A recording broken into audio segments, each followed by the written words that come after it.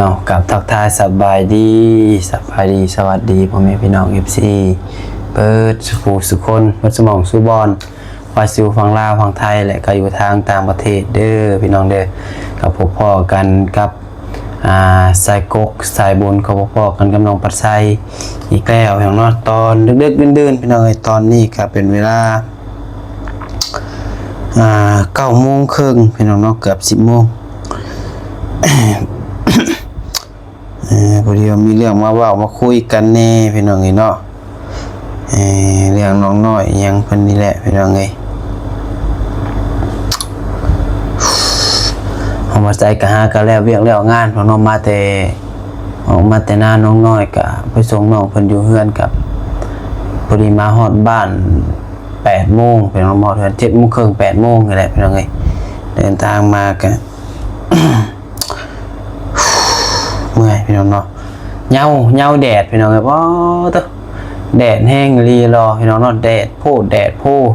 39 องศาพี่น้องเนาะตอนนี้ยังร้อนอยู่พี่น้องน้องมาใส่จนได้มานั่งอัดคลิปอยู่ในห้องพี่น้องเนาะมันได้เปิดแอร์พี่น้องสั่นแล้วโอ้บ่ได้อยู่บ่ได้พี่น้องอยู่นอกนี่แห้งบ่มีลมหมดแรงเลยพี่น้องเนาะบ่ให้เว้าเลยใส่ยุงคือเขามาได้นี่อยู่ในห้องแอร์หรือไข้แน่พี่น้องเบิ่งโทรหาน้องน้อยก่อนนอนแล้วบ่น้องน้อย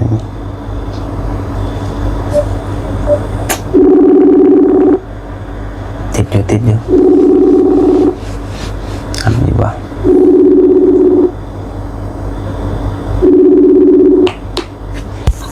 ฮัลโหลฮัลโหลโอ้ยสวัสดีนอนแล้วบ่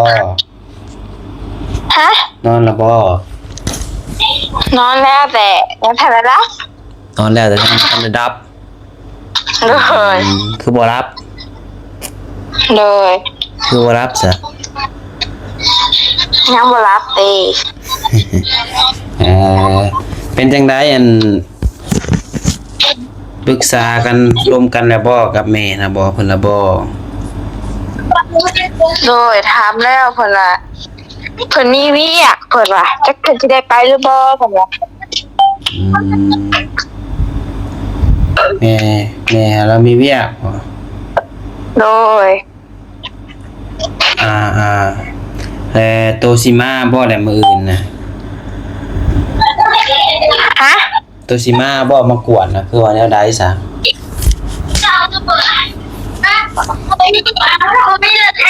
จ้ะ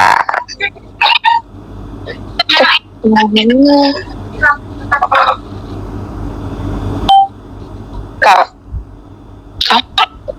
ได้ยินบ่ฮะได้ยินอยู่บ่ได้ยินสัญญาณมันจะแห้งไปเลยโตสิมาบ่ให้ถามว่าโตสิมาบ่กวนนี่ต้องเฮาเว้ากันน่ะแล้วไปกับไปแต่ว่าโตสิมาผู้เดียวบ่ก็ได้สิแม่เลยเพราะว่าแม่ก็เพิ่นว่าแบบจะสิได้ไปหรือบ่ได้ไปมาผู้เดียวก็ตามใจก็มาผู้เดียวก็มาเท่านั้นก็มาได้อยู่แล้วว่าเลยไปหาพ่อ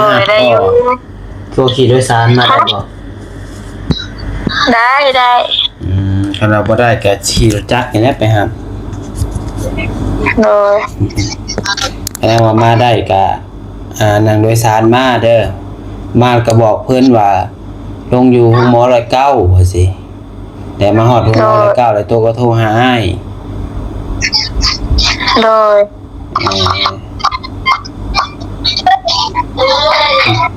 แต่ว่าแม่เพิ่นว่าชาวเวียดบ่โดยชาวเวียดก็ยามมีแต่ว่าพอมื้ออื่นนี่อาจสิพาตัวมากวดซื่อๆหั่นนะบ่ยังบ่ได้ว่าพาตัวมาตัดดอกโดยก็คือเฮาเว้ากันนั่นแหละแค่พามากวดมาเอ็กโกเบิ่งว่าตัวเป็นโรคก้อนเบ้าแท้บ่คือจังได๋หั่นนะโดยมีแต่ว่าตามนั่นแหละมีแต่ว่าคันนั้นก็ออกมาแต่เช้าได้ก็ดี แต่คันบ่เศร้าก็มาทำได้ก็ได้เดี๋ยวอาสิถ่ายอยู่ที่แล้วซะเด้ออาสิถ่ายอยู่บ้านพี่แล้วเด้อโดยตัวมาฮอดแล้วก็ตัวมาให้ โดยประมาณ7-8 โมงพุ่นละค่ะออกโอเคลูกขี่รถโดยสารมากก็บ่เกินชั่วโมงหนึงดอกโดยเห็นซิโนนึงเงินมีอยู่บ่เงินจ่ายค่ารถโดยสารก่อนน่ะมีอยู่พอได้อยู่ขอบ่แพงฮะมีอยู่ขอบ่แพงมา60ก็ยังมีอยู่ก็บ่เกินหันดอกบ่เกินแสนดอกแต่ว่าออกก่อนคันว่านั่นคือว่าคันว่าบ่มีก็บัดสิฮอดแล้วโทรบอกอ้ายสิไปจ่ายให้ก็ได้คันว่ามีก็จ่ายก่อนเดี๋ยวสิเอาให้โดยโอเคสามีแต่ว่านั่นแหละตามนั้นมื้ออื่นจังว่ากันโดยคันว่าแม่เพิ่นสิมานำก็ให้เพิ่นมาเด้อมาฟังนำกันผลตรวจตัวเป็นแนวใดมันเพิ่นค่ามาบ่ได้แล้วก็ยาโดยเดี๋ยวนอนพักผ่อนซะมันดึกแล้วโอ้ยยุ่งอ่ะโดยโอเคเนาะ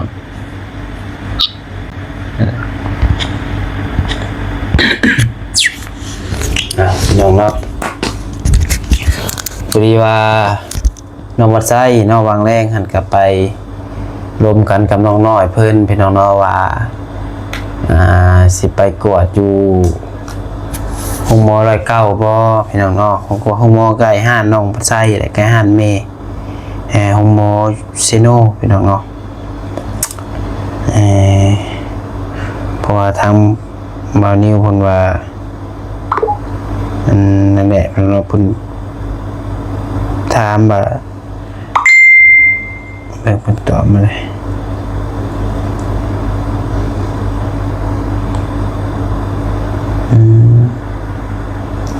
ตอบมาแล้ว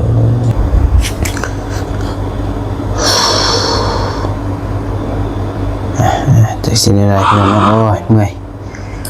เอาแดดก็พอเมาแดดพี่น้องเพิ่งแขนกับน้องบัดไส้แขนคนละสีเลยพี่น้องเอ้ยหนาให้กระเต็กหนาก็โอ้คนละสีเลยพี่น้องเนาะดำจอยแห้งเนี่ยแห้งจอยคนแห้งจอยแห้งน้อยเพิ่นแห้งจอยเข้าพี่น้องเอ้ยเฮ็ดเวียกหนักลุยเวียกหนักหลายช่วงนี้เนาะหลายคนกระท่วงพี่น้องเนาะท่วงถามน้องบัดไส้โอ้ยไปเฮ็ดหยังมาเดี๋ยวนี้คือจอยคือดำแห้งแท้เพิ่นว่าเฮ็ดได้ซะเนาะน้องบัดไส้ว่าไปเที่ยวพี่น้องเนาะไปเที่ยวหลายเที่ยวดุเที่ยวทุกมื้อมันก็เลยดำเอาต่อเรื่องน้องน้อยเพียงน้องอันน้องปัจจัยกระโทรหาเพื่อนของกินอีกกะเพิ่นว่าแม่หาจะบ่ได้มานำว่าสั่นมื้ออื่นนี่เพราะว่ามีแต่น้องน้อยเพิ่นสิขี่โดยสารนั่งรถสายทางมาเพียงเนาะพอน้องปัจจัยกะคันสิขี่รถจักรขึ้นไปหาน้องเพิ่นก็ได้อยู่พี่น้องแต่ว่าเพื่อความสะดวกสบายให้น้องเพิ่นนั่งโดยสารมากคันว่าค่ากลับคันว่านั่นก็คันว่านิวเพิ่นสิมาส่งให้บ่นิวมาส่งคันว่าบ่นิวบ่มาส่งก็น้องบัดไซสิมาส่งเบิ่งตัวจริงพี่น้องเนาะฟังเบิ่งตัวจริงคือว่าแนวใดแต่ก็พอเฮามาตรวจมันก็บ่โดนดอกพี่น้องเฮาแค่มากวดเบิ่งว่าน้องคนนี้เป็นโรคนี่แท้พี่น้องเนาะแล้วก็ต้องได้ให้ทางน้องน้อยเพิ่นนี่เมื่อปรึกษากับพ่อกับแม่ว่าเพิ่นสิว่าเพิ่นสิผ่าตัดบ่สมมุติว่าหมอเพิ่นว่าให้ผ่าตัดและให้น้องเพิ่นเมื่อปรึกษากับพ่อกับแม่แล้วก็เตรียมเครื่องเตรียมของมาพี่น้องเนาะพอน้องบัดไส้ก็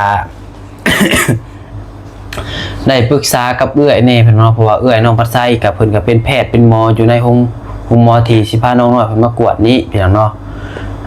ทางเอื้อยเพิ่นก็แนะนำว่าอัน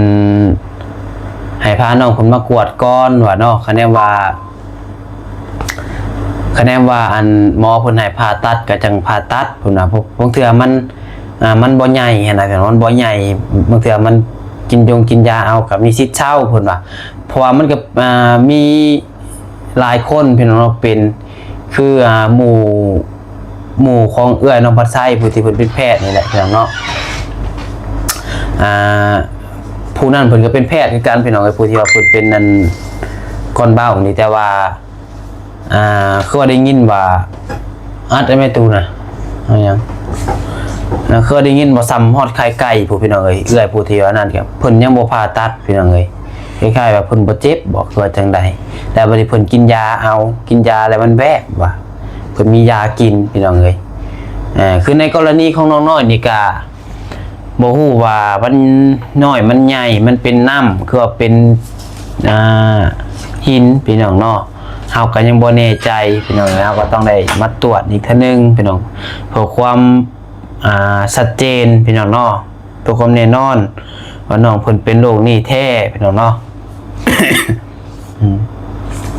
เพราะว่าที่แรกคือน้องปัดไส้ว่าพี่น้องปัดไส้ในใจ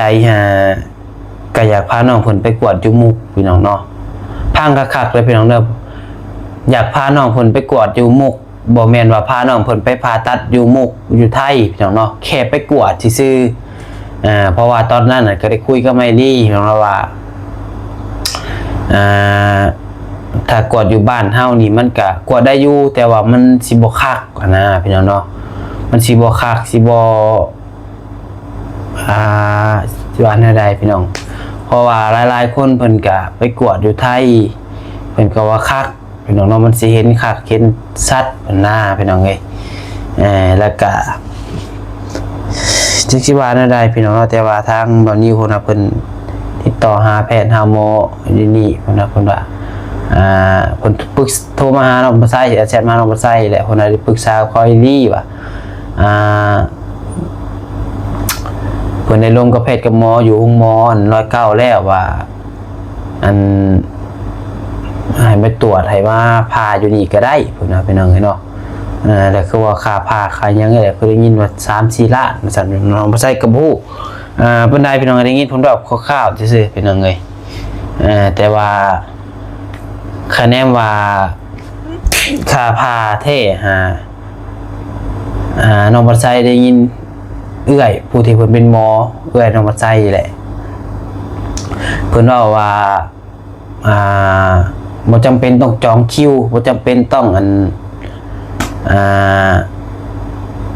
สิอันใดๆพี่น้องเนาะแปลว่าคือเฮาไปกวดสมมุติว่าเฮามันเป็นก้อนเบ้าแท้เฮาก็แค่หมอผู้ใดก็ได้พี่น้องเพิ่นก็พาเป็นเบิดแหละพี่น้องบ่จำเป็นต้องว่าไปจองคิวนำผู้นี้แล้วให้เป็นเคสผู้นี้พี่น้องเนาะ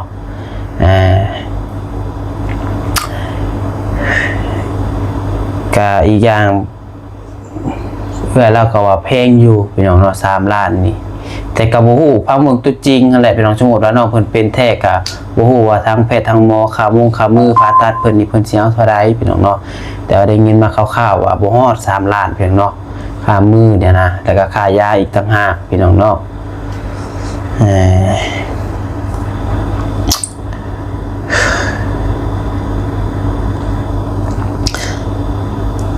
มีแต่ว่าถ้าพังเบิ่งมืออื่นนั่นแหละพี่น้องเนาะว่าสิเป็นจังไดเพราะมันก็ไม่ว่าใดๆพี่น้องบางคนผู้ที่น้องบ่ใส่เว้ากินนี่นะว่าเพิ่นเป็นนั่นก่อนเว้าหน่วยสำไข่ไก่เนี่ยผู้เอื้อยผู้นี้เพิ่นก็ยังบ่ทันมีครอบครัวบ่ทันมีผัวบ่ทันมีลูกแต่เพิ่นบ่กล้าเพิ่นบ่อยากปาดเพิ่นว่าแต่เพิ่นกินยาเอาแล้วมันแวบลงพี่น้องเนาะแวบลงแล้วอันนี้เพิ่นว่าถ้าหามีลูกมีเต้าก่อนแล้วเพิ่นจังสิปาดออกแสดงว่ามันเป็นมาอีกพี่น้องเนาะได้ยินมาคร่าวๆประมาณนั้นเดี๋ยวมื้ออื่นแค่น้องปัดไส้เห็นเอื้อยเพิ่นน้องปัดไส้ก็เรื่องกับเอื้อยเพิ่นอยู่เอื้อยที่น้องปัดไส้ว่าเพิ่นก็เป็นก้อนเบ้าคือกันนี่แหละพี่น้องเนาะน้องปัดไส้ก็สิถามเอื้อยเพิ่นว่าเพิ่นกินยายังบ่คือว่าเพิ่นไปผ่าตัดออกแล้วบ่ที่มันเป็นจำนวนไข่ไก่พี่น้องเนาะคะแนนว่ากินยามันเศร้าบ่ผ่าตัดก็ได้ก็สิลงเงินมองน้อยเพราะน้องน้อยเพิ่นก็บ่อยากผ่าตัดนะพี่น้องเอ้ยแต่ FC หลายคนก็ว่าต้องได้ผ่าตัดคันบ่ผ่าตัดแล้วบ่เศร้าว่าซั่นพี่น้องเนาะ คือแม่น้องปัดไส้นี่ก็เพิ่นก็ยกทิ่มเบิดแล้วพี่น้องเนาะมดลูกก็ผ่าตัด2 เทื่อคือน้องปัดไส้เว้าหั่นแหละคือแม่นี่ก็ว่าคันบ่ผ่าแล้วบ่เศร้าพี่น้องเนาะ มึงตัวจริงน้ำกันเบิ่งเดี๋ยวน้องบัดใจสิมา อ่านตอบคอมเมนต์ก่อนพี่น้องเนาะตอบคอมเมนต์ FC คลิปซาวเบลเนาะบางคนก็ว่า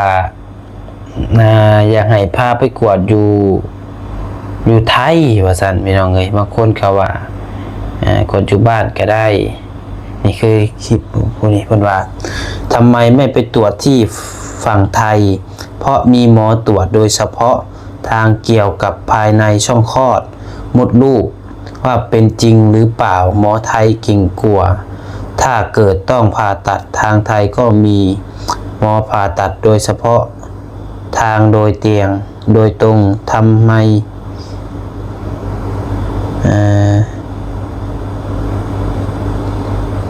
ผมเข้าใจพี่น้องเลยแล้วก็มินนี่เลยมึงเด้แป๊บนึง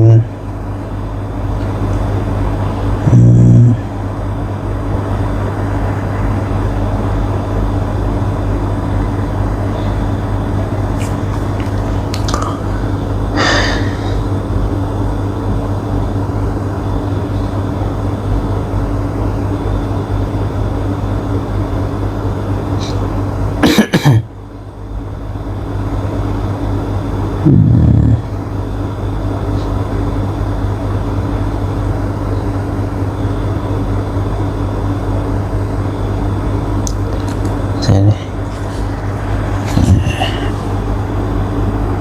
แล้วก็มีโอ้สัญญาณบ่ได้พี่น้องสัญญาณจะแป๊บนึง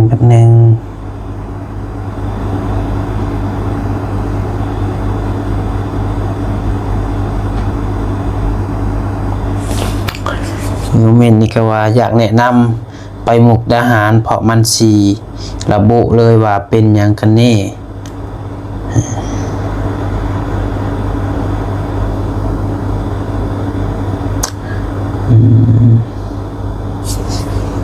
เอากับบกล้าบอกไปก่อนนะพี่น้องไงว่ามันเป็นก่อนเบาแท้บ่นี่คือมีทั้งเมย์ผู้นี้เป็นส่งมาหาซาเบลพี่น้องเนาะเดี๋ยวเรามาจะอ่านให้ฟังเพิ่นส่งมาขอความซาเบลพี่น้องไง คันผิดพลาดประการใดก็ขอโทษขออภัยนะพี่น้องเนาะน้องมาใส่กับโบเก่งมาได้ภาษาไทยก็พอได้พี่น้องเนาะเพราะปูปลาเพิ่นว่าพิกัดคลินิกหมอสุตินรีเวชคลินิกหมอสุรินยาหมอบีอยู่แถวตลาดลาตีหรือแถวโรงพยาบาลมุกดาหารจุดเด่นหมอเป็นคนใจดีเครื่องอัตราซาวด์ซัดแจ๋วคนลาวเข้ามาฝากทองและตรวจภายในที่นี่เยอะมากๆเวลาทำการทำงานจันทร์หาศุกร์ช่วงเย็น17:30 หา 8 โมงเสาร์อาทิตย์ช่วงเช้า8 โมงหา 12 โมง8 โมงเช้าหา 12 โมงมียังไงพี่น้องพ่อย่อนี่คือยังวะพ่อยอแปลว่าบ่เข้าใจบางคำก็ต้องขอโทษนำเลยพี่น้องเด้อวิลาสินีศาสตร์ยังศาสตร์สุรินทร์บ่คำอ่านผิดก็ต้องขอโทษขออภัยนำเด้อเนาะถ้าอ่านชื่อหมอเพิ่นผิดพนมมาใช้กระบอกเก่งบันไดราคา1,500 บาทหา 3,000เป็นหมอโดยเป็นหมอเพาะเฉพาะทางตัวจริงที่คนลาวสวรรณเขตคนมุกดาหารให้ความเชื่อถือเคสนี้เนื้องอกมดลูกปีกมดลูกหรือทุงน้ำรังไข่เนี่ยงานถนัดแกเครื่องมือทันสมัยแกมีอุลตราซาวด์ก้อนเนื้อที่ปีกมดลูกมาไม่ปกติส่องเห็นทันทีแกจะวัดขนาดได้เป๊ะ ว่าใหญ่กี่เซนและอยู่ที่ไหนและจุดไหนราคา 1,500 หา 3,000 บาทแล้วแต่หมอจะตรวจเลือกหรือตรวจมะเร็งเพิ่มไหมตรวจแล้วผ่าตัดที่ลาวกับหมอบ่าวนิวได้เลยเดี๋ยวเงินมาซื้อรถจากได้เลยพอเท่าเป็น FG น้องเบลนะบ่าวปัดใสบ่าวนิวและทีมงานสายบุญบ่าวตูนบ่าวยาวบ่าวบี้บ่าวดีลองเช็คดูให้น้องเบลชัวร้อยรักษาน้องน้อยคอมเมนต์คลิปน้องเบลบ่าวปัดใสประจำพอเท่าก็อยากช่วยน้องน้อยอยู่แต่มันบ่มีเงินนะเบิ่งคลิปติดตามแฟนน้องเบลแต่เพิ่นตัวกับน้องน้อยก็นั่นแหละน้องๆกับ FC เพิ่นก็คอมเมนต์แนะนำมาหลายว่าอยากให้ อยากให้ไปกวดอยู่ทางฝั่งไทยพี่น้องๆแต่ก็ลองเบิ่งพี่น้องในเมื่อน้องปัดไส้ก็ตัดสินใจแหละเพราะว่าทางวันนี้เพิ่นก็ว่าอยากกวดอยู่หมอนี่ก็ลองเบิ่งพี่น้องมื้ออื่นพี่น้องเนาะมีแต่ว่าถ้าเบิ่งผลกวดถ้าฟังผลกวดนำกันเพราะว่าทางน้องปัดไส้ก็ปรึกษากับถามเมย์ถามเมื่อยน้ำเน่พี่น้องเพราะว่าคะแนนว่าสิไปกวดอยู่ห้องหมอแข้งกะห้องหมอที่ว่าใหญ่ชุดในแข้งซอนเขตเท่ากะน้องปัสไซก็มีป้าอยู่พี่น้องป้าเพิ่นก็เป็นเพิ่นอยู่ในเป็นแพทย์นี่แหละว่าง่ายๆกันเนาะเป็นแพทย์นี่แหละผู้ที่เพิ่นผ่าตัดในเมย์น้องปัสไซแหละพี่น้องเพิ่นเป็นป้าก็พอฮู้อยู่พี่น้องเนาะแพทย์หมอก็คืออยู่ห้องหมอที่ว่าสิพาน้องน้อยไปกวดนี่ก็มีเอื้อยน้องปัสไซแหละพี่น้องเพิ่นเป็นแพทย์เป็นหมออยู่นี่พี่น้องเอ้ยก็ยังก็ให้พาเพิ่นพาไปก็ได้พี่น้องเพิ่นบ่ยากว่าง่ายกับพี่น้องเนาะเรื่องโซดน้องน้อยเพิ่นนั้นเป็นโรคนี้แท้เฮาก็ให้เอื้อยเพิ่นพาจัดการนั่นนี่พี่น้องเนาะเรื่องดำเนินการบ่ยากปานใดดอกพี่น้องเอ้ยเพราะว่าแม่น้องปัสไซเพิ่นก็อยู่ใกล้ๆกับโรงหมอคันบ่ฮู้ก็ถามแม่ก็ได้พี่น้องเอ้ยเนาะบ่ฮู้ตัวใดก็ได้เพราะว่าเพิ่นเคยผ่านมาก่อนว่าซั่นซะเนาะพี่น้องเนาะไปซะมีแต่ว่าคลิปนี้ก็ฝากพ่อแม่พี่น้องพิจารณาแล้วก็เป็นกำลังใจให้ได้พี่น้องเด้อถ้าว่าผิดพลาดประการใดน้องปัจจัยก็ต้องขอโทษขออภัยนำพ่อแม่พี่น้อง FC เบิดทุกผู้ทุกคนเนาะพี่น้องจังได๋ก็ถ้าเบิ่งถ้าชมนำกันพี่น้องเนาะแล้วก็อย่าลืมเป็นกำลังใจทางน้องน้อยนำแน่พี่น้องเนาะก็ได้เสร็จบอกทาง ID เพิ่นแหละว่าทีมงานเนาะว่ามื้ออื่นสิพาน้องเพิ่นมาตรวจนั่นแหละพี่น้องเนาะไปเด้อจังหวะกันในเพิ่นเด้ออยู่ดีมีแฮงบ่ทุกผู้ทุกคนน้องปัดใส่ขอตัวเป็นรับไปนอนก่อนพี่น้องบ่ไหวแล้วตาเริ่มย่านแล้วพี่น้องเอ้ยเมื่อยแห้งพี่น้องเอ้ยมื้อนี้ก็ได้เหงาแดดว่าน้องเมื่อยดอกมันเมาแดดพี่น้องเอ้ยเนาะเจ็บหัวแหละบางทีน้องปัดใส่ก็สิไปกวดที่กันพี่น้องปวดกันคอนั่งร้ายแล้วบ่ได้พี่น้องเอ้ยปวดเบิดกันคอนี่สายตาก็คือสายตาสิสั่นนี่แหละพี่น้องเนาะ